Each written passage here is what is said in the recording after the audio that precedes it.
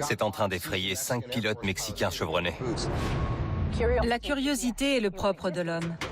Je veux juste qu'elle nous explique ce qu'elle a vu. Elle dit qu'elle veut pas nous parler. Ça vaut le coup de creuser le sujet. L'être humain est en quête de réponses depuis la nuit des temps. Ça fait des siècles qu'on voit des ovnis là-bas. On trouve cette gelée dans une zone bien précise de la jungle. Il se passe des choses étranges dans la jungle de Rio Blanco.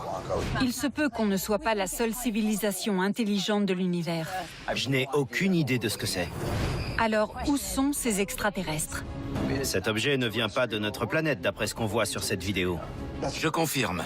C'est une preuve décisive. C'est une information qui bouleversera complètement notre enquête.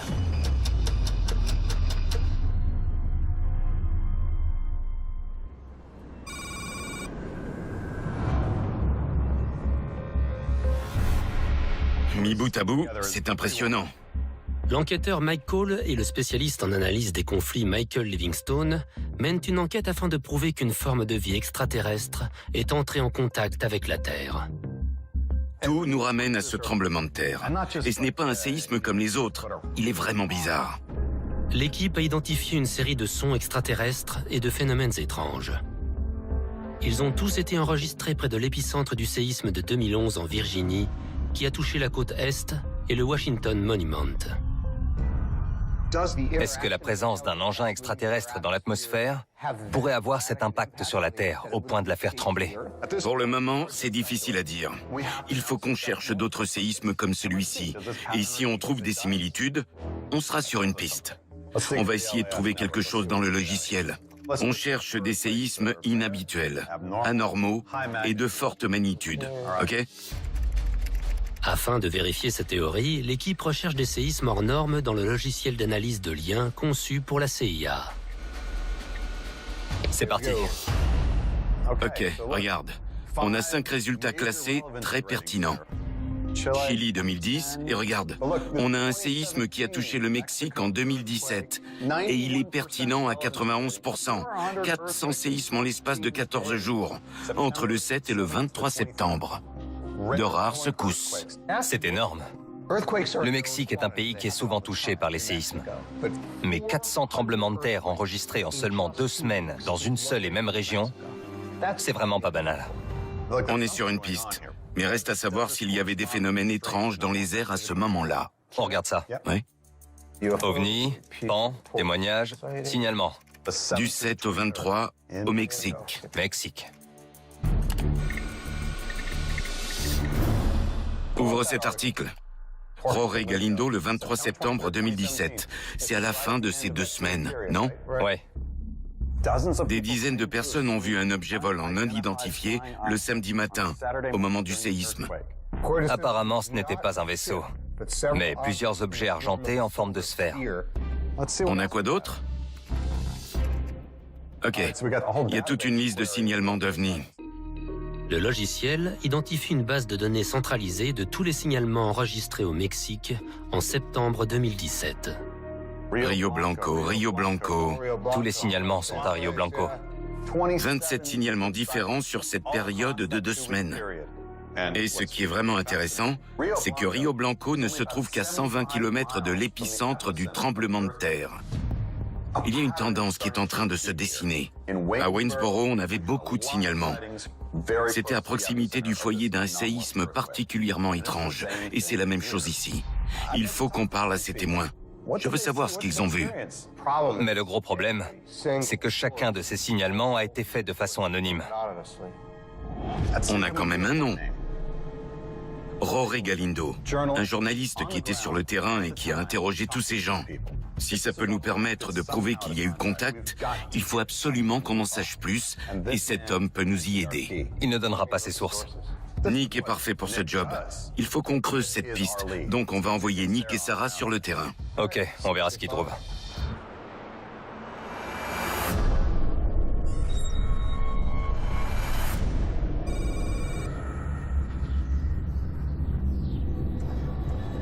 On a du mal à croire qu'il y a eu un séisme il y a 1 an et demi. C'est beau. Regarde ces montagnes.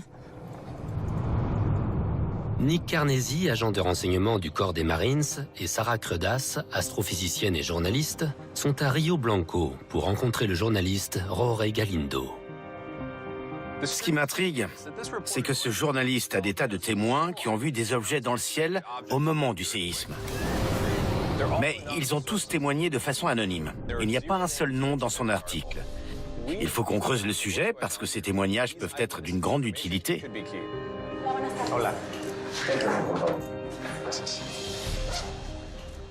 Merci de nous recevoir. Est-ce que vous pouvez nous expliquer ce qui vous a poussé à écrire un article sur les ovnis signalés pendant ce tremblement de terre? Bueno, lo siguiente que recuerdo después a las 2 horas del terremoto fue el hecho de que a través de las redes sociales se empezaron a registrar algunos comentarios de personas que aseguraban haber visto objetos en el cielo. Vous vous rappelez combien il y en avait? 40 personas. D'après Jorge, 40 personnes ont signalé des objets non identifiés dans le ciel.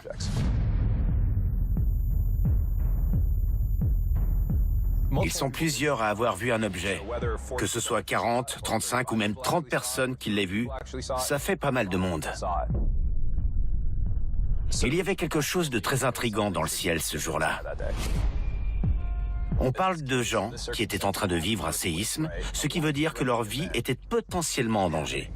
Qu'ils décident de s'arrêter en pleine rue, de lever la tête et d'observer ces objets, plutôt que d'essayer de se mettre à l'abri. Ça en dit long. C'est que ça devait vraiment valoir le détour. Je sais que vous n'avez pas vu l'objet, mais est-ce que vous pouvez nous dire comment il se déplaçait? La gran mayoría coincidía en el hecho de que lo que estaban viendo eran sobre su eje. Il se balançait sur son axe et en même temps, il tournait sur lui-même. Il est resté dans les airs pendant une trentaine de minutes et il a disparu. Le jour du séisme, ce n'est pas une poignée de gens, mais 40 personnes qui ont toutes vu la même chose dans le ciel de Rio Blanco. Rio Blanco est un petit village. Il n'y a que des cannes à sucre et la jungle ici. Donc il n'y aurait pas eu autant de signalements dans un petit patelin s'il ne s'était pas réellement passé quelque chose. J'ai remarqué que tous les témoignages que vous avez recueillis sont anonymes. Est-ce qu'il y a une raison pour laquelle les gens n'ont pas voulu donner leur nom? Hay gente teme por su seguridad. D'après mon expérience militaire, les cartels sont une réelle menace au Mexique. C'est simple. Les gens ne veulent pas parler aux autorités de peur que ce soit mal perçu par les cartels. Vous appelleriez la police et risqueriez votre vie pour signaler un ovni? Je suis moi-même journaliste, donc je comprends l'importance de protéger ses sources. Mais on mène une enquête et on aimerait obtenir des réponses. Est-ce que vous pensez qu'il serait possible d'avoir le nom d'une personne qui a été témoin de cet événement?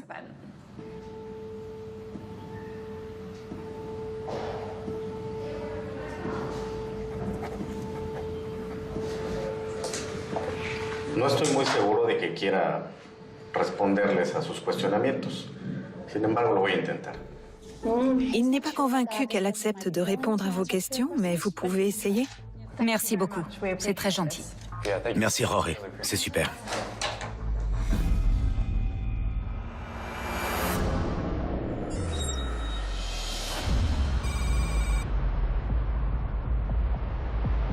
Il est monstrueux, ce tremblement de terre au Chili.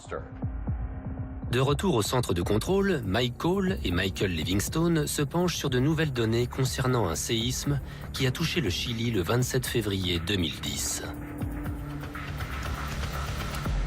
Tu ne vas pas le croire, Mike. Un séisme de magnitude 8,8. Il y a eu une éruption volcanique, un tsunami et des gouffres qui ont déchiré le sol. C'est pas un séisme comme les autres. Donc si notre théorie est correcte, comme à Waynesboro et au Mexique, il y a dû y avoir des signalements pendant le séisme. Normalement, oui. On va se concentrer uniquement sur le jour même. Et pour le lieu, le Chili.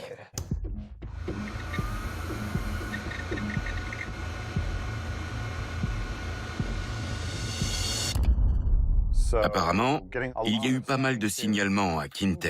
À Quinte, oui. Il y a eu 11 signalements à Quinte. Ça dit quoi? 15 km à l'ouest de Playa Chica. Il parle d'étoiles filantes qui se sont éclipsées les unes après les autres. Et on est où sur la carte? On va voir ça. Ils sont dans la même zone. Comme au Mexique. Et c'est quoi ça? Tu peux zoomer? Base aéronavale, c'est parfait. Si quelque chose volait près de leur base, il y aurait de grandes chances que ce soit indiqué dans leurs archives. C'est sûr. Si un oiseau peut déclencher leur détecteur, un aéronef aussi. Il faut qu'on envoie une équipe au Chili pour essayer de trouver quelqu'un de cette base aéronautique qui acceptera de nous parler. Ouais.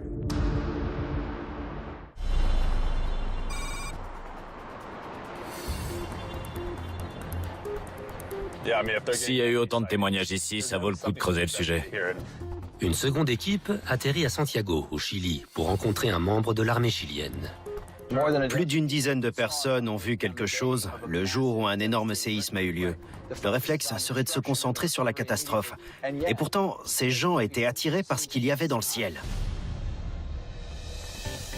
Paul Biban, journaliste d'investigation primée, a travaillé aux quatre coins du monde pour certaines des plus grandes chaînes d'information. Il a couvert des sujets comme le terrorisme au Moyen-Orient et les rebelles dans une Afrique déchirée par la guerre. Je n'ai jamais eu peur de travailler sur des sujets difficiles. Et pour ce qui est des contacts extraterrestres, je suis convaincu qu'on ne nous dit pas tout. La question mérite d'être creusée parce que les gens du monde entier ont le droit de connaître la vérité. D'après ce que je sais, c'est pas du tout pareil au Chili. Ils prennent ce genre de signalement au sérieux. C'est pas un sujet tabou ici. J'ai hâte. Kawamale a travaillé 19 ans pour les forces spéciales américaines à la tête d'une patrouille de renseignement. Il a été le premier Afghan à devenir béret vert. J'étais sergent chez les bérets verts et j'étais spécialisé dans les interrogatoires militaires. Donc j'ai l'habitude de questionner des gens pour obtenir des infos. Les gens veulent savoir si un contact a eu lieu, donc c'est notre boulot de découvrir la vérité. On a rendez-vous avec le colonel Bravo.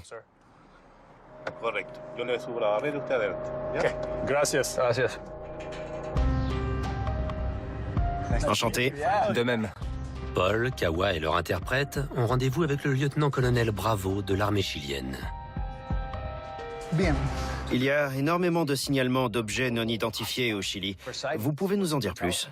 A lo largo de la historia de Chile hay una serie de muchos registros. Claramente, nadie puede negar la existencia de fenómenos anómalos. El tema está en cómo los interpretamos, porque no tenemos idea de qué se trata. Culturellement, le Chili est un pays très conservateur. Donc leur approche sur le sujet est également très conservatrice. Ce n'est pas tellement le côté sensationnel qui les intéresse. Eux, ils se concentrent sur ce qui est anormal.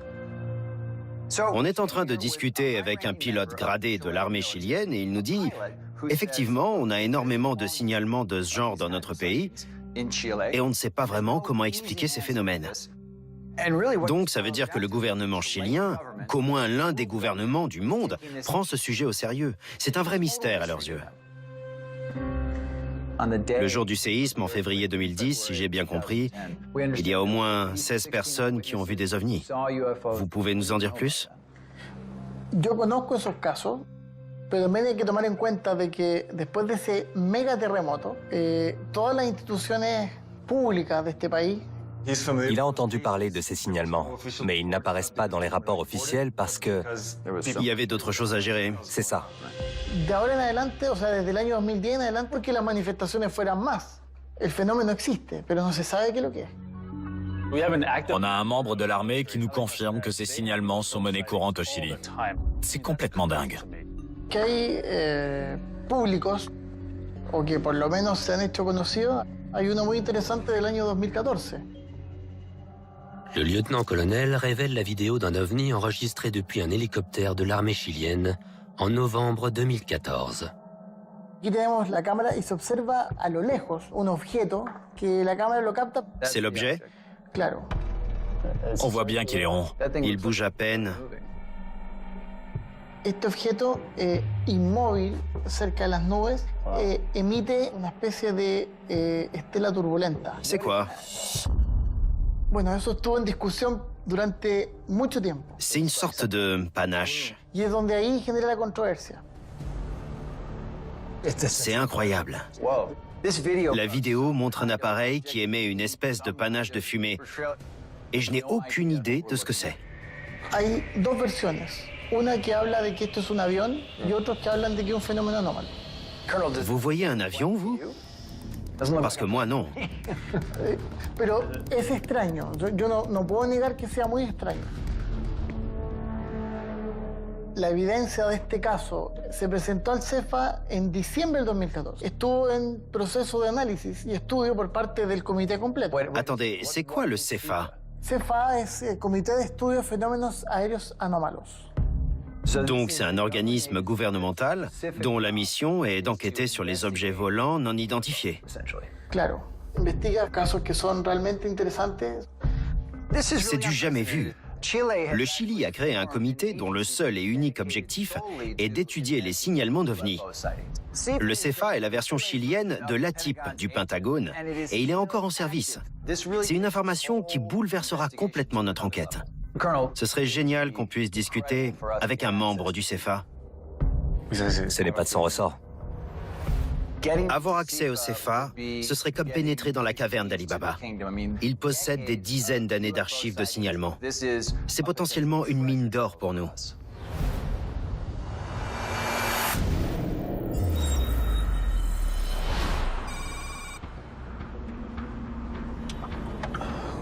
On devrait y être dans quelques minutes. L'agent de renseignement du corps des Marines, Nick Carnesi, l'astrophysicienne et journaliste Sarah Credas et leur interprète Marcia se rendent à l'adresse d'un témoin. Ils souhaitent l'interroger sur l'OVNI signalé lors du violent séisme qui a touché la région en 2017. On se rend dans un quartier qu'on ne connaît pas pour rencontrer une inconnue. Donc, on va y aller pas à pas, se montrer respectueux et essayer de ne pas trop se faire remarquer. Rien ne dit qu'elle acceptera de parler, mais on va tenter notre chance. Marcia, il vaut mieux qu'on procède comment? Je ne veux pas qu'elle prenne peur. Je me dis que c'est peut-être pas une très bonne idée qu'on y aille tous les trois en même temps, parce que la nuit est déjà tombée et qu'on est trois inconnus. Donc peut-être qu'on pourrait y aller juste Sarah et moi? Oui, si ça ne vous dérange pas. Ça devrait être ici, sur la gauche. Je vous attends. T'es prête? Oui.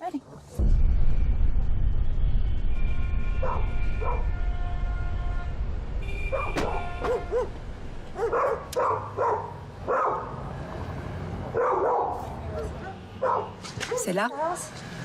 Je crois, oui.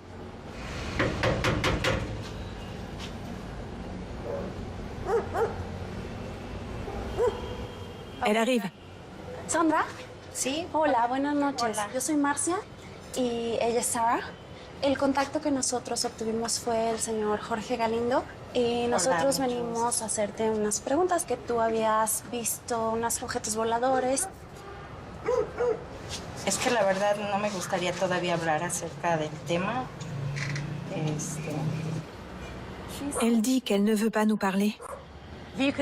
Est-ce que tu peux lui dire que je suis une journaliste britannique, que j'enquête sur ces phénomènes et que j'aimerais beaucoup avoir sa version des faits pour comprendre ce qu'il s'est passé et potentiellement lui apporter des réponses? Elle demande s'il y aura des questions personnelles. Non, pas du tout. Je veux juste qu'elle nous explique ce qu'elle a vu.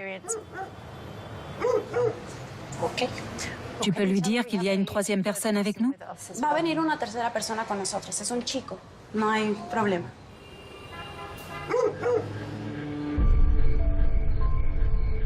Est-ce que vous pouvez nous expliquer ce qu'il s'est passé le jour du séisme? En esta distancia, por donde están los cables, es donde se veía la nave grande, larga, color plata. C'était le matin du séisme? Sí. Il était juste là, au-dessus d'elle, ou il était beaucoup plus haut dans le ciel? Il était assez haut dans le ciel, mais elle a eu l'impression qu'il était tout près, étant donné la taille de l'objet. Est-ce que ça faisait du bruit? No, Est-ce qu'il pourrait y avoir une explication naturelle à ce que vous avez vu? Non. Il est venu de quelque part, ou il était déjà là, et après il est parti? Il est venu de là-bas, du nord. Il y a quoi par là? La jungle. D'autres gens ont vu des objets là-bas? ¿Hay otras personas que hayan visto objetos en esta área? Sí, muchas personas. Beaucoup de gens ont vu des ovnis au-dessus de la jungle. Le jour du séisme, il n'y a pas que notre témoin, mais plusieurs personnes qui ont remarqué un objet non identifié survoler la jungle de Rio Blanco. Il faut qu'on détermine ce qui pourrait déclencher ces phénomènes à Rio Blanco. Tout ce qu'on sait pour le moment, c'est que plusieurs personnes ont vu des ovnis au-dessus de la jungle.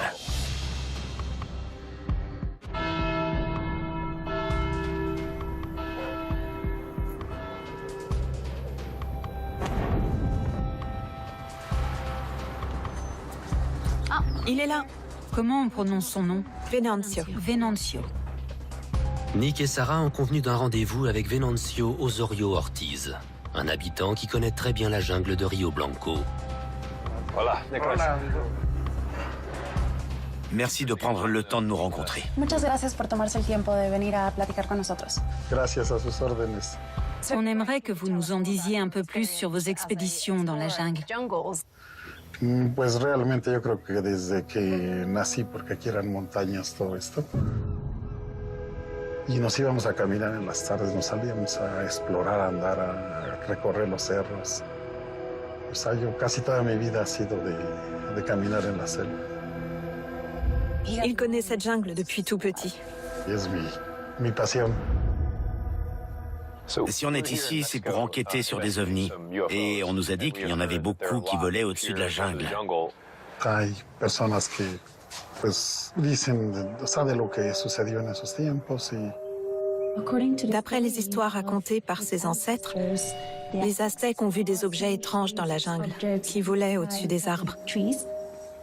Donc ça fait des siècles que les gens voient ce genre d'objets dans la jungle. Ces signalements ne remontent pas à quelques années, mais à plusieurs générations. L'apparition d'objets dans cette jungle ne date pas d'hier. Ce n'est pas rien. Il faut qu'on creuse le sujet. Vous avez déjà vu quelque chose d'étrange? Si. Quand il avait 20 ans, il a vu un énorme ovni qui planait au-dessus des arbres, dans un territoire qu'on appelle Cerro del Cimarrón, qui pourrait se traduire par montagne sauvage. Qu'est-ce qui vous fait dire que c'était un ovni?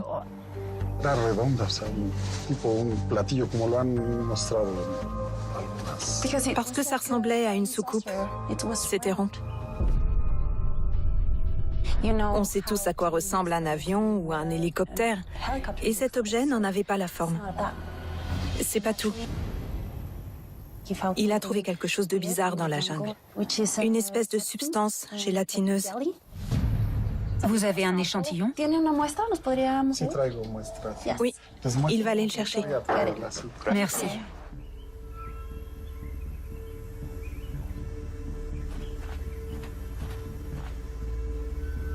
Que no sé qué sea. Il sait pas ce que c'est. Il l'a trouvé dans la jungle, à l'endroit où les signalements ont eu lieu. C'est quoi? Il y a quelque chose qu'on appelle la gelée stellaire. C'est une substance assez étrange. Il y a des cas où personne n'a été capable d'expliquer d'où cette gelée provenait. Le 7 août 1994, une pluie de gelée mystérieuse est tombée sur l'État de Washington. Elle a touché 50 km² et provoqué des symptômes grippaux chez les habitants. Les analyses effectuées sur cette substance ont déterminé qu'elle ne ressemblait à aucune autre substance connue sur Terre. Des chercheurs spécialisés dans les ovnis avancent que la gelée stellaire est une matière organique cellulaire extraterrestre, qui proviendrait de pluies de météorites ou serait relâchée par des vaisseaux extraterrestres. On trouve cette gelée dans une zone bien précise de la jungle. Et c'est apparemment à cet endroit que les ovnis ont été aperçus. Donc, je veux savoir ce qui se passe là-bas.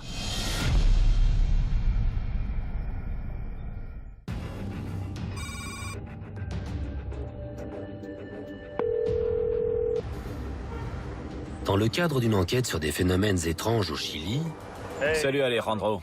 Tu connais quelqu'un qui travaille pour le CFA? J'essaie d'entrer en contact avec eux. Le béret vert Kawa Mallet et le journaliste d'investigation Paul Biban mobilisent leur réseau afin d'accéder au CFA, un comité d'études chilien dédié aux ovnis. Je fais appel à mes contacts dans l'armée et Paul fait pareil avec ses sources. Il faut absolument que ça marche. Tiens-moi au courant, d'accord? Salut. Le CFA pourrait nous être très utile. C'est un organisme gouvernemental dont la mission est d'étudier les signalements d'objets volants non identifiés. C'est l'équivalent de la TIP. Leur comité est composé de différents spécialistes. Ça fait plus de 20 ans qu'il existe et il est toujours en service. Alors, ça donne quoi? Rien de concret. J'attends de voir. Pareil, j'ai appelé des collègues journalistes et on verra ce que ça donne. Remontre-moi la vidéo. Tiens. L'équipe analyse leur dernière piste, une vidéo infrarouge d'un hélicoptère de l'armée chilienne montrant un objet volant non identifié. L'explication actuelle est qu'il s'agirait d'un moyen courrier relâchant une substance de l'arrière de l'appareil. Ça ne ressemble à aucun avion ou hélico que j'ai vu dans ma vie. Je comprends pas. Non, c'est très bizarre. Peut-être qu'un spécialiste pourra nous en dire plus. Ouais. Ça me paraît pas du tout crédible qu'il s'agisse d'un avion de taille moyenne. Quand je regarde cet objet, je n'ai pas l'impression qu'il se comporte comme un aéronef classique. Mais je ne suis pas spécialiste, donc j'aimerais discuter avec quelqu'un qui pourra potentiellement nous expliquer ce qu'on voit sur cette vidéo.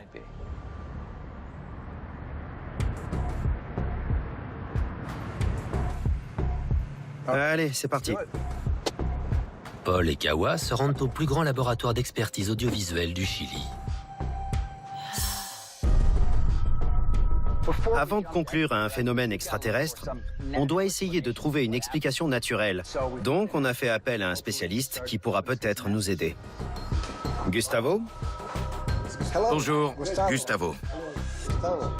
L'équipe a rendez-vous avec Gustavo Rodriguez, ancien contrôleur aérien et membre du ministère de la Défense du Chili. Dites-moi, vous avez passé 30 années de votre vie à identifier et à surveiller des aéronefs. Oui. Est-ce que vous auriez une explication logique à ce qui se passe sur cette vidéo? Esta es una grabación bastante especial, como un objeto alargado, plano y con dos luces. Une équipe de spécialistes a étudié cette vidéo et elle en a conclu qu'il s'agissait d'un avion de taille moyenne qui était en train de relâcher les liquides de ses toilettes. Vous y croyez, vous? No, no es posible porque no hay ninguna aeronave volando cerca de este objeto y que el radar no lo detectaba. Il n'y avait pas de trafic aérien dans cette zone et le radar n'a rien détecté. On peut donc affirmer qu'il ne peut s'agir ni d'un avion militaire, ni d'un avion de ligne, ni d'un jet privé. Si ça avait été le cas, le contrôleur aérien aurait été informé de la présence de cet appareil dans les airs. C'est ça. Si on prend la vidéo du arrière sur la droite, on voit clairement, grâce à la forme de l'appareil, qu'il s'agit d'un avion. Et on voit bien les traînées de condensation, il n'y a aucun doute. Et sur l'autre vidéo, on a aussi une espèce de traînée qui sort de l'appareil. Vous pensez que ça peut être quoi, ce panache? Il ne peut rien affirmer avec certitude en se basant sur ces images. La température de cet objet est d'environ 370 degrés Celsius. C'est normal comme température pour un avion? Non. La température extérieure du fuselage d'un avion de ligne en vol excède rarement 0 degré. Cet ovni est à une température constante de 370 degrés. Ce n'est pas un avion. On est bien d'accord. Je pense qu'on peut dire que ce n'est pas un avion. Je suis d'accord.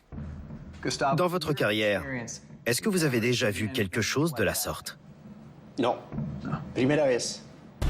No es posible que sea un avión hecho por el hombre. Ça n'a aucun sens. D'après lui, c'est scientifiquement impossible que ce soit un avion qui relâche des liquides dans le ciel. Mais dans ce cas, qu'est-ce que c'est? Ça ne ressemble à rien de ce qu'on connaît. C'est littéralement un objet volant non identifié. Cet objet ne vient pas de notre planète, d'après ce qu'on voit sur cette vidéo. Vous confirmez? Oui, je confirme. Incroyable.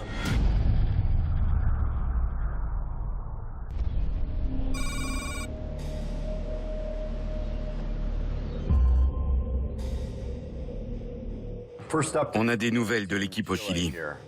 L'enquêteur Mike Cole et Michael Livingstone, spécialistes en analyse des conflits, reçoivent une nouvelle piste du Chili. La vidéo infrarouge d'un objet volant suspect qui, d'après un spécialiste, ne provient d'aucune source terrestre connue. Je n'ai jamais rien vu de tel. Je ne sais pas ce que c'est. Ils disent que ça n'a pas été créé par l'homme. C'est ce que le spécialiste a dit. C'est une preuve décisive pour nous. Oui. Et l'autre bonne nouvelle, c'est que le Chili possède un programme similaire à l'ATIP, le CEFA. Ils sont en train d'étudier cette vidéo et d'autres cas comme celui-ci. Les plus grosses pistes qu'on a eues, c'était grâce à des documents déclassifiés de l'ATIP. Et le CEFA doit avoir un tas d'infos aussi. Ça ne va pas être simple d'entrer en contact avec eux. Imaginez que quelqu'un du Chili arrive au Pentagone en disant « J'aimerais jeter un œil à vos documents ultra confidentiels ».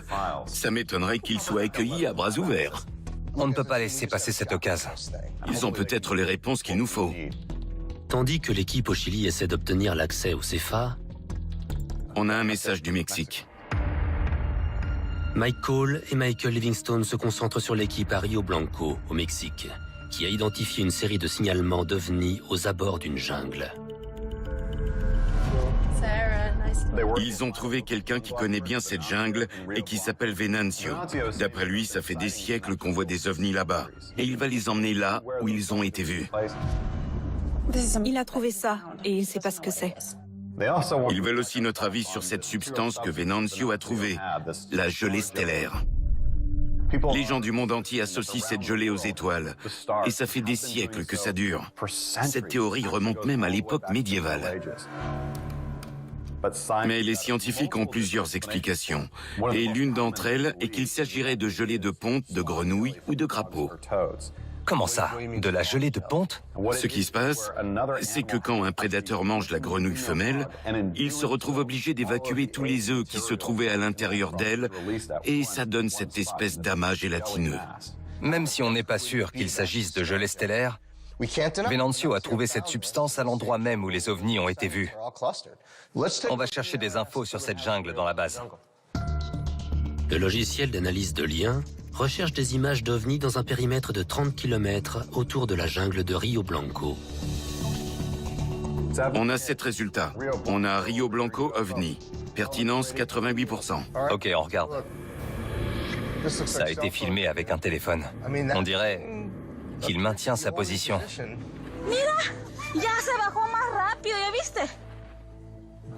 C'est vraiment bizarre. Tu peux ouvrir Rio Blanco OVNI V1, juste là? Une vidéo de l'armée de l'air. C'est quoi? J'en sais rien, mais ça bouge hyper vite.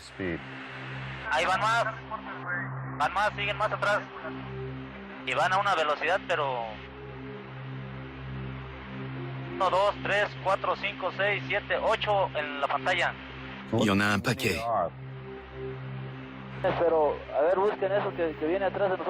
Regarde ce qui arrive. Derrière nous. Ils ont l'air d'avoir peur. Il se passe des choses étranges dans la jungle de Rio Blanco. On va envoyer l'équipe sur le terrain pour voir ce qui se cache dans cette jungle.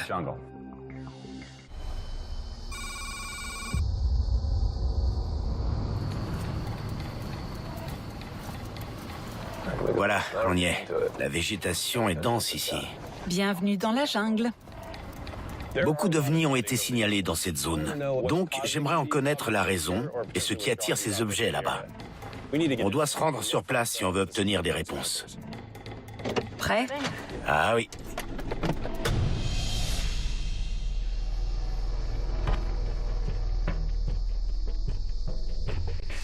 Il va dégager le chemin à la machette.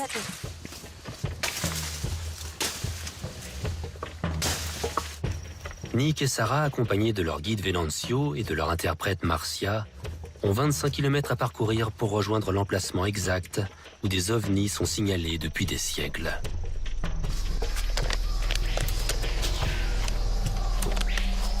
Venancio, comment vous faites pour retrouver votre chemin? Vous suivez la rivière? ¿Cómo es que conoce el camino también? Porque no hay un camino definido como tal. ¿Simplemente sigue el río o cómo? Sí, simplemente es el río. Comme je suis militaire, mon réflexe, c'est de chercher des repères sur la route pour pouvoir retrouver mon chemin. On est en pleine jungle, et même si on a beaucoup de chance d'avoir Venancio, il n'est plus tout jeune. S'il lui arrive quoi que ce soit, comment on fait pour l'évacuer? Il n'y a pas de route facile d'accès, et ce n'est pas comme si on pouvait faire venir un hélicoptère pour l'évacuer. Donc je fais attention au chemin qu'on prend, je cherche les issues et je retiens qu'à cet endroit, on n'a qu'à rebrousser chemin sur 1 kilomètre pour rejoindre l'arête de la montagne. Ce n'est pas une gentille balade dans la jungle.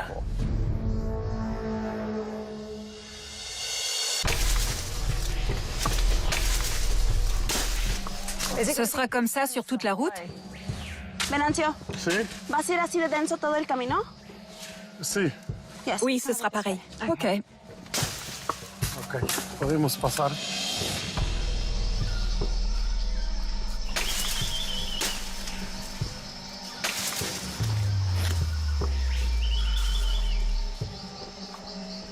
Il faut descendre. Listo. Cuidado. C'est pas facile comme terrain. On est en pleine jungle et c'est loin d'être plat. Abaisse ton centre de gravité. Logique. Ouais, À chaque pas, j'essaie de ne pas tomber. c'est mieux ici. Il y a une pierre là. Ok. En glissant, Sarah s'est ouvert la main. Mais elle a pris sur elle et a continué d'avancer. Je suis fier d'elle. Ça descend encore. Suis-moi. Fais des petits pas de côté, comme moi. Ouais. Je m'attendais pas à ça quand il a parlé de jungle. Je n'étais pas préparée. C'est la première fois que je mettais les pieds dans une jungle. Tu gères. Mais l'important, c'est d'avancer.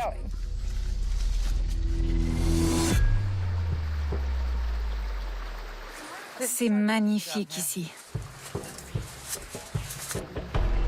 Il y a des têtards juste là. Cuidado con las tarántulas porque aquí en esta área puede haber. Muy venenosa, ¿eh? Attention, c'est une plante toxique.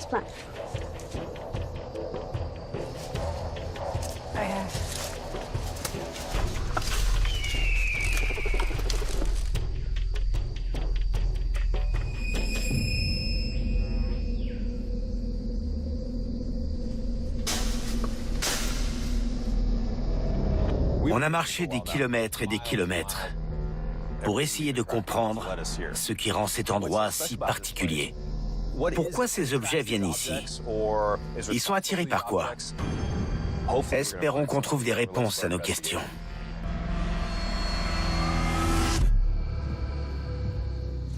Cuidado aquí. Faites attention. Mira, no se van a resbalar, ¿eh? Marchez sur les pierres.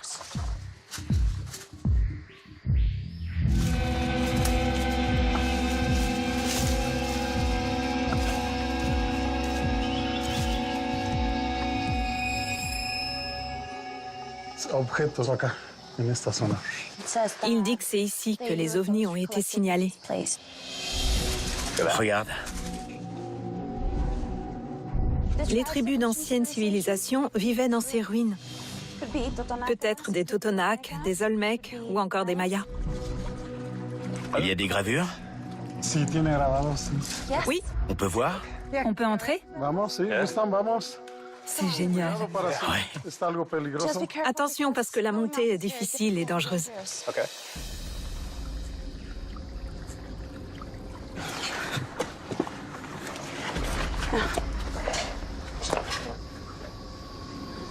Regarde ça. C'est incroyable.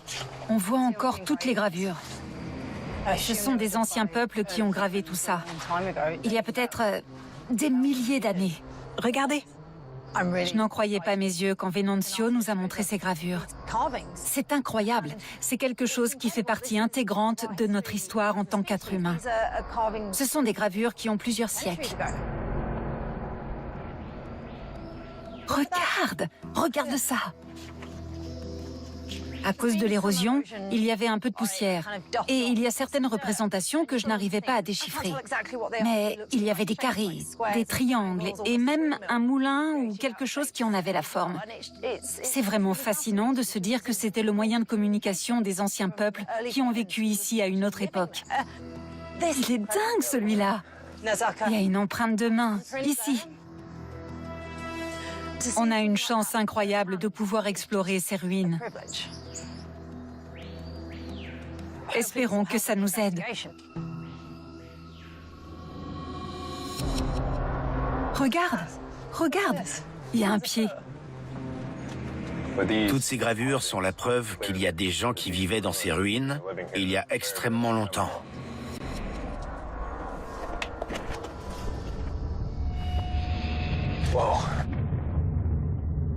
J'en reviens pas. T'imagines depuis combien de temps c'est là? Regarde, regarde, on dirait un visage. Éclaire-le avec ta lampe. Regarde. Je me demande ce qui les a inspirés pour graver ces dessins. Son visage est plutôt allongé. Ça ressemble un peu à un alien. Il y a une gravure qui date de plusieurs milliers d'années et qui représente un visage qui rappelle celui d'un extraterrestre. Ce n'est pas rien comme preuve. C'est incroyable.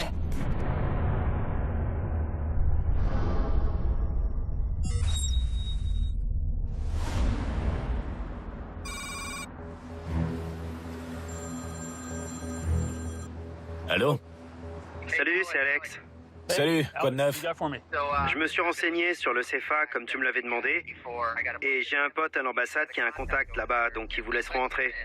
Mais le problème, c'est que vous devez y aller aujourd'hui. Tu crois que ça peut le faire? Ouais, on y sera. Vous êtes probablement les premiers étrangers à y avoir accès.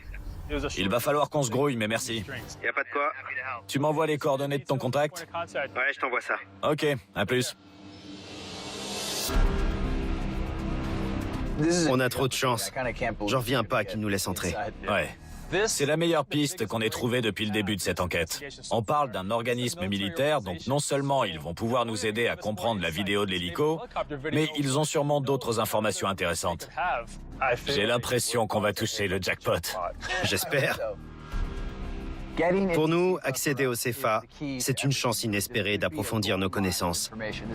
C'est le seul organisme de la sorte dans le monde et il est encore en service. Donc c'est une occasion en or.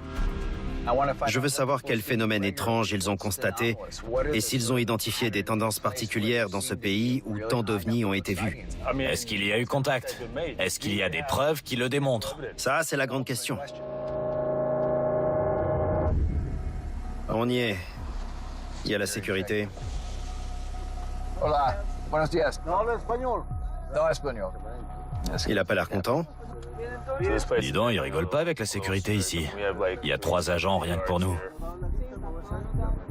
Et même si on a rendez-vous, il rechigne à nous laisser entrer. Tout droit? D'accord. C'est parti. Allez.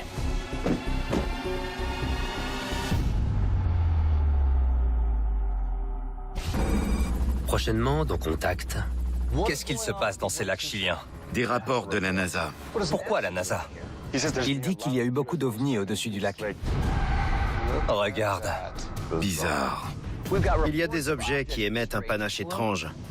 Un maire qui nous affirme qu'il a vu un ovni aspirer de l'eau. Qu'est-ce qu'il a de si spécial, ce lac? Il faut qu'une équipe plonge dans ce lac pour essayer d'obtenir des réponses d'une façon ou d'une autre. Il se passe quelque chose, mais on ne sait pas quoi ni pourquoi. C'est quoi ça? C'est peut-être la preuve d'un contact.